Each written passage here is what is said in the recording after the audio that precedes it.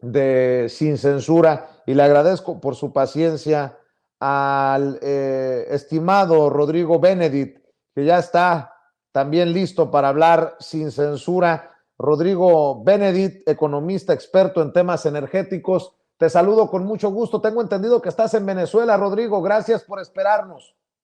No, no te preocupes. ¿Cómo están? Un saludo. Estoy aquí en Caracas en este momento y sé que vamos a hablar un poco de eso, ¿no? Claro que sí. ¿Por qué no entramos con la disputa de 30,000 millones de dólares? Esto que publica precisamente la jornada, querido Rodrigo. Estados Unidos está resolviendo con el gobierno mexicano disputas con empresas del sector energético que involucran más de 30,000 millones de dólares en inversiones estadounidenses. Así lo declaró el embajador Ken Salazar, y esto no es poca cosa. Sí, no es poca cosa. No es poca cosa, sin duda. Sin embargo, tampoco da muchos datos, no da nombres, y uno puede ir suponiendo qué es lo que más les interesa a Estados Unidos en todo caso. Hay una ligera, un error sobre pensar que lo que más le interesa a Estados Unidos es la transición energética y la inversión en energías limpias, porque no existe tanta inversión en eso. ¿En qué se concentran? Particularmente Ken Salazar, que es un político tejano, y Greg Abbott, que es el gobernador, que llegó a decir en algún momento durante la campaña de Trump que era más poderoso que Vladimir Putin. Les interesa mucho seguir vendiendo, o les interesaba, porque hoy tuvimos un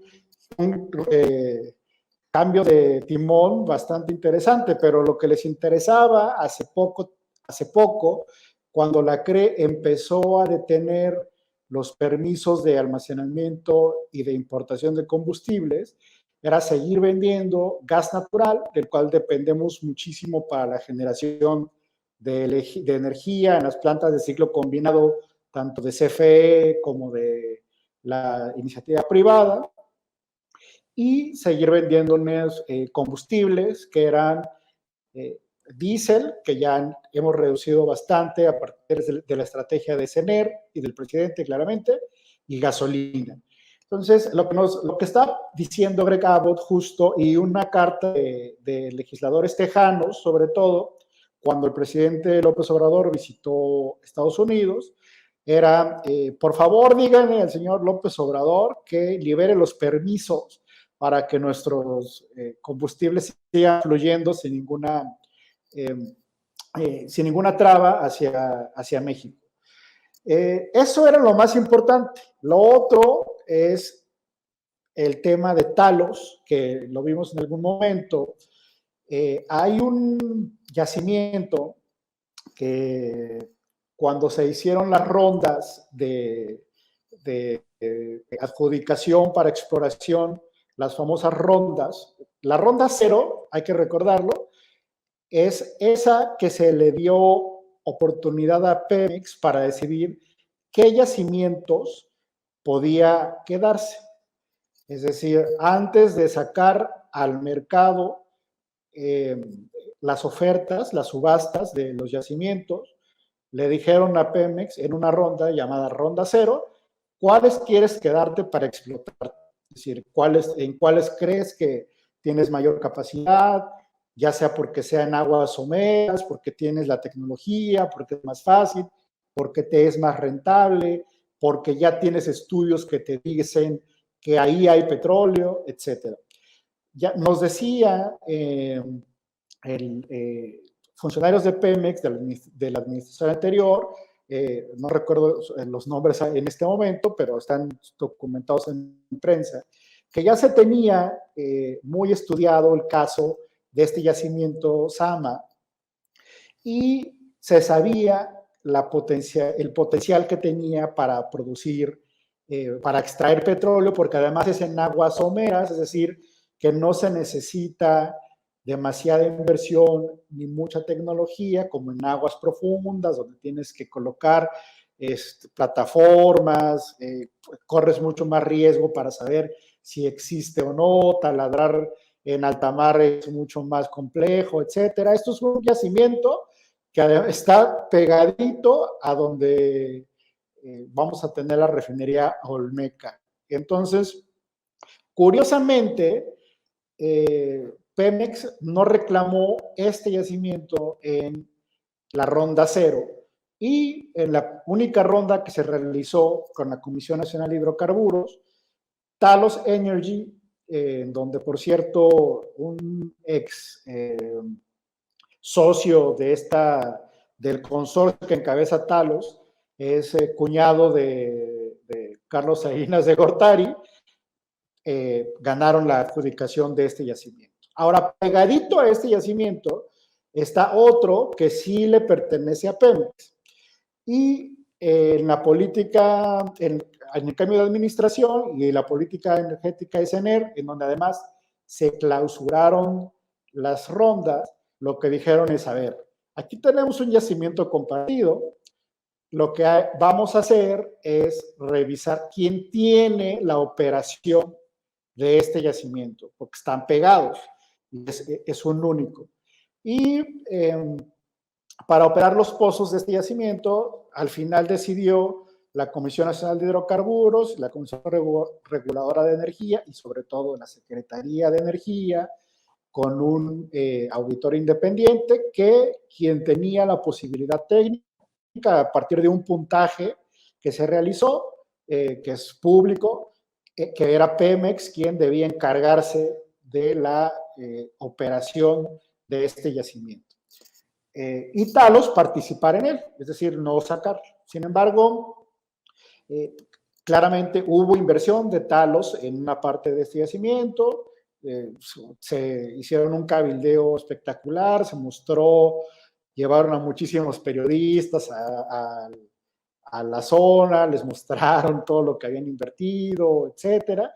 Y eso es algo de lo que Ken Salazar dice que está en disputa. Ahora, si bien en el caso de electricidad no teníamos nada que nos protegiera en el TEMEC, en el caso de hidrocarburos sí. Y al final, bueno, tienen la facultad de irse a algún panel para poder solucionar esta disputa. Ellos tienen bastantes, nosotros también tenemos disputas con ellos sobre muchos temas. Hoy salió justo un artículo donde nos dice que si hay un país donde mayores trabas al comercio internacional existen, es Estados Unidos. Y así fue, esa es su historia. El país con más proteccionista que ha existido en la historia del comercio internacional es Estados Unidos, por mucho. En este momento, bueno, pues ya están defendiendo intereses, es normal, pues para eso les pagan, para defender literalmente, ¿no? Muchos de los donativos de los partidos vienen de empresas dedicadas a la energía. Muchas de los donativos de los políticos, tanto demócratas como republicanos, que pertenecen a distritos de Texas, y el mismo gobernador Abbott y el mismo Ken Salazar gozaron siempre de los donativos que, repito, son públicos, de empresas petroleras y de comercializadoras de materias primas. Y bueno, no solo, no sé si está en el gran interés del pueblo estadounidense que exporten combustibles, porque justo hoy se filtró ahí en Bloomberg que la Casa Blanca estaba sopesando ponerle un control a la exportación de gasolina, para que te des cuenta de lo importante que es la seguridad energética, y que el debate que tuvimos hace unos pocos días, unas pocas semanas o meses sobre justo tomando como pretexto la reforma energética, la reforma eléctrica, perdón, es pues que claro, tenemos que tener un suministro seguro, continuo, estable, y la recuperación del Sistema Nacional de Refinación, la compra de Deer Park y la construcción de Dos Bocas, en este momento le dan la razón completamente al presidente López Obrador y la política que diseñó desde el inicio. Claro. Oye, Rodrigo, tú estás en Venezuela. Ha sonado por allá que Juan Guaidó fue entrevistado en exclusiva por Carlos Loret de Mola en esta entrevista en la que lamenta que no hubiera representantes de Venezuela en la cumbre de las Américas y habla de que no hay levantamiento de sanciones ni a Maduro ni a su entorno. ¿Se habla de esto allá? ¿Y qué piensas de esto de resucitar también a Juan Guaidó en momentos en que lo que circuló fue como literalmente lo dejaron hasta sin camisa? En un restaurante por allá en Venezuela. ¿Qué piensas de esto? Que para mí es, a lo mejor soy muy exagerado, la confirmación de lo que muchos han señalado de una red conservadora que no solamente pues nos opera en México, sino que es una red conservadora que tiene sus tentáculos internacionalmente. En este caso, Juan Guaidó no creo que haya sido muy arrinconado, cuestionado por Carlos Loret de Mola en esta entrevista a Rodrigo Benedicto. Bueno, la verdad es que no sonó, digamos, esta entrevista que hizo Loret de Mola a Juan Guaidó, aquí pasó completamente desapercibida, sobre todo por dos cosas. Hace 2 semanas, él renunció a cualquier partido, es decir, él no pertenece a ningún partido y lo decidió hace bastante tiempo para poder presentarse como, digamos, una figura de unidad de la oposición, que no le funcionó muy bien. Al final, pensaba ir al occidente del país, en una ciudad muy conocida, Maracaibo, que es la segunda ciudad más poblada de Venezuela, y ahí, entre los mismos partidarios de la oposición, se agarraron a sillazos cuando supieron que iba a llegar Juan Guaidó, cual impidió que se llevara a cabo el evento. Después de eso, regresó, digamos, a una especie de pues, gira, porque ha estado bastante guardado en los últimos meses, sobre todo después de la elección parlamentaria, donde perdió su propio distrito. Él no participó, pero bueno, lo barrieron completamente a su partido. Y se presentó en un restaurante en el centro occidente del país, en un estado que se llama Cojedes, y ahí de repente lo agarraron, lo encararon y se calentaron muchísimo, que terminó con estas fotos de empujándolo sin camisa, etcétera. Aquí hay diferentes encuestas donde van mostrando quiénes son los personajes que más popularidad tienen, y la verdad es que aunque es difícil hacer una encuesta en Venezuela por muchas condiciones, Juan Guaidó es de los que menos simpatías despierta entre la población. Y no solo entre ellos, sino además la oposición, es decir, una parte importante de la oposición prácticamente quiere deshacer de él, perdón.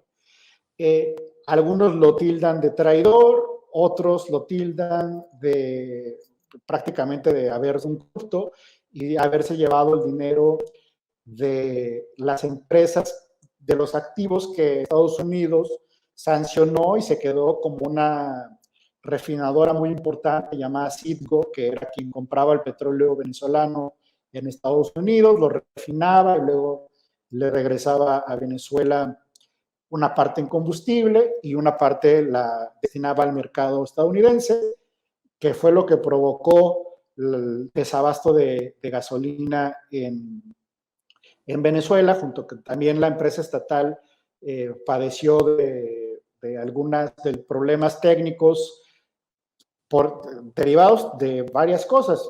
Se entiende que aquí también, como en todas partes, existen problemas en cuanto a, no sé, problemas en las gerencias, incluso actos de corrupción internos, etcétera, y son muy ventilados, pero también la misma empresa estatal de la petrolera, pues se vio completamente cortada de cualquier servicio técnico a sus refinerías porque pues ninguna empresa que diera mantenimiento a sus refinerías podía entrar sin que fuera sancionada por Estados Unidos. Es rarísimo que Loret de Mola haya entrevistado a Juan Guaidó y que le haya dado un espacio, sobre todo porque, bueno, Estados Unidos lo abandonó completamente. Es decir, ya no le dicen presidente interino, le dicen líder de la oposición, lo cual tampoco lo es. Es decir, no es el líder de la oposición. Si hacemos una extrapolación entre quién representaría a Juan Guaidó en México, te podría decir que es Sandra Cuevas. Ese es el nivel de Juan Guaidó. Es como si alguien reconociera a Sandra Cuevas, la presidenta interina de México. Ese es el nivel. O sea, ni siquiera está en ligas mayores. Pues. Bueno, eso le preguntaban a Nancy Pelosi recientemente en la fallida Cumbre de las Américas, por qué, si se hablaba tanto de la migración y de la migración venezolana en particular, no se había invitado al presidente Juan Guaidó, y Nancy Pelosi dijo, ¿quién? Literalmente lo dijo, y la reportera tuvo que repetirle, Juan Guaidó, el presidente interino de Venezuela, al que ustedes reconocen como democráticamente, etcétera.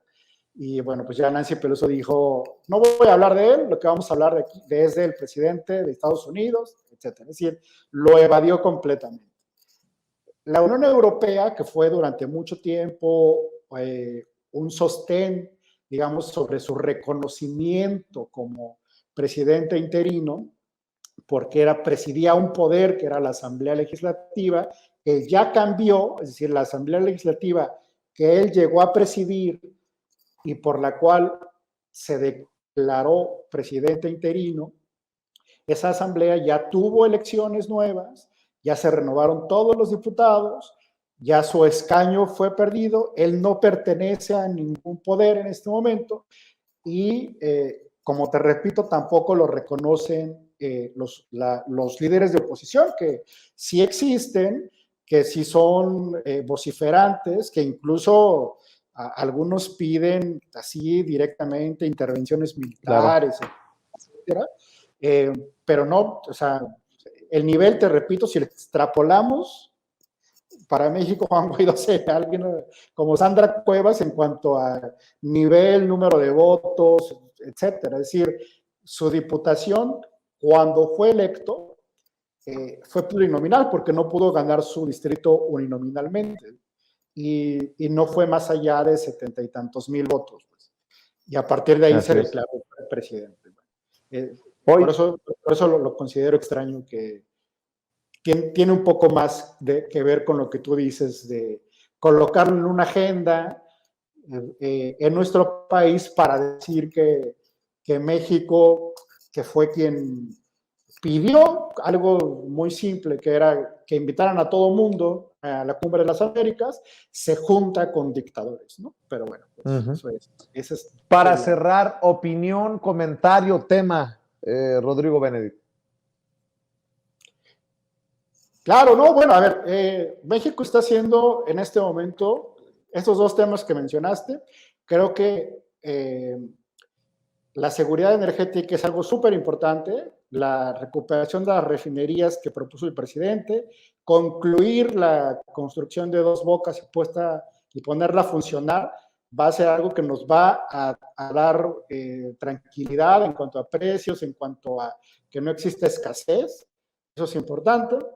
Y la segunda es que la política exterior de México no ha cambiado. La política exterior de México se constriñe a la Constitución, no hay intervención, se respetan los derechos humanos, Pero además, algo importante es pues develar la hipocresía, es decir, mientras en Venezuela, que tiene todos los problemas que se puedan tener, como cualquier país latinoamericano, existieron elecciones donde se eligió a un presidente. Bueno, pues tenemos relaciones con Arabia Saudita, que es una monarquía absolutista, que es la única que existe en el mundo.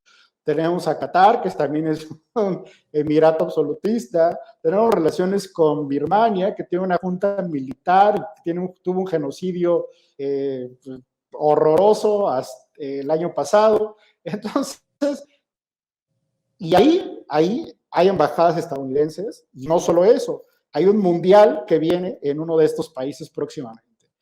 Eso es lo que creo que deberíamos reflexionar un poco en cuanto a la relación que tenemos con los países.